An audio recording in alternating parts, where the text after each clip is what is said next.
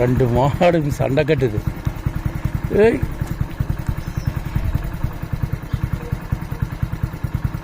ரோட்டை மறிச்சிட்டு சண்டை கட்டுது. எப்படிடா போகிறது? இப்படி இருப்போது ஆத்தா இந்தல வாங்க, இந்தல வாங்க, இப்படி இருப்போது.